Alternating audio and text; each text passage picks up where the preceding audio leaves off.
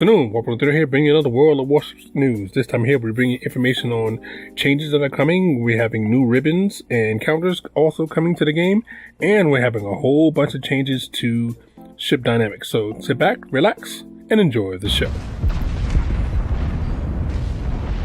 I'm gonna have to rain down a godly fucking firestorm on you. Alright, let's go with number one, balance changes. We have an update coming up. Updates, new semi-colonies values were incorrect. Please see the current numbers. Apologies for the error, meaning that they put something out with an error. And here we go. Japanese destroyer Shimakaze's base concealment improved to 7.11 instead of 7.56. With all modifiers, the number is actually 5.59 instead of 5.9. This allows her to spot most of her rivals first per tier battle. Next up is a cruiser. Admiral Hipper received a faster base rudder shift 9.2 instead of the 10.7 and faster main battery reload 11.5 instead of the 13.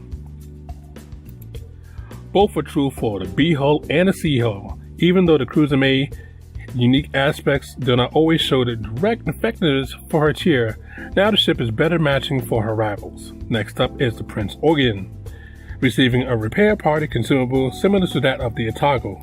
The change increases the average lifetime the cruiser will stay alive and make her gameplay more unique compared to that of the Admiral Hipper. They try to distinguish between the two ships, which everybody's been asking for a while. Next up, the American aircraft carrier Midway. Her hangar is being limited to 96 planes instead of the 136. The ship's performance will be equal to her carrier in shorter battles, but in long ones, the Japanese rival often has issues because of Midway's larger hangar. British battleship Orion, her segment value is being decreased from 1.6 to 1.6 from 1.8. This is due to the heightened ship's efficiency at a tier, especially at seasoned players. Okay, I'm going to deal with the last two. The Midway, I don't think this change is going to stay in effect. They are going to give it more planes. This is just my guess here, but to have them exactly the same would not be good for the game. As for the, Orion, I think that the Sigma decrease isn't the way to go. There's other things they could have done to fix this, but again, they're looking at the ship, so at least they have one thing going for it. So on to the next thing. Bombs and ribbons and new counters. Ribbons for all bombs are going to be added to the game. They will signify citadel hits, penetrations, and pass-through penetrations, ricochets, and non-penetration.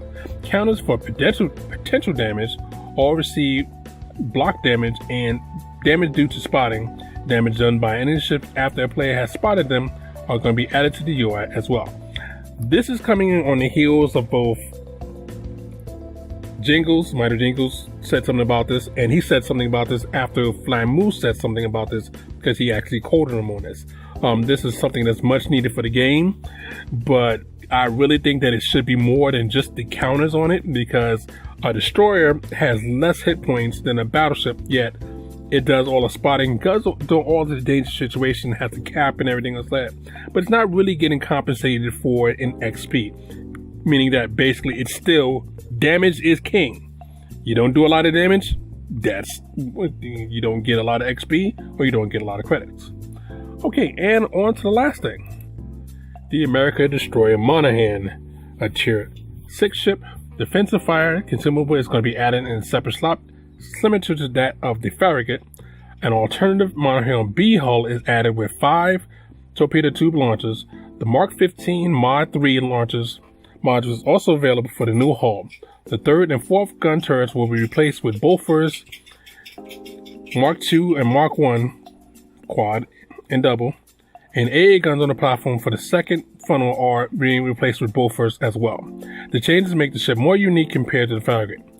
Again, I agree with this change here. They basically want to make it so that these two ships are basically not the same. You don't want to do, you're having two ships that, well, what's the purpose of getting this ship when I already have the other? So overall, you see them starting to go into a little bit of theme here. Now, I can't say if this theme going to be staying this overall, but I like the way they're heading. They're actually touching ships and making them each have a unique flavor compared to its counterpart. Well, this is Warp 103 saying warp out, have fun, and catch you on the next one. Please hit the like, subscribe button. The channel sure appreciates it, and well, we'll see you later.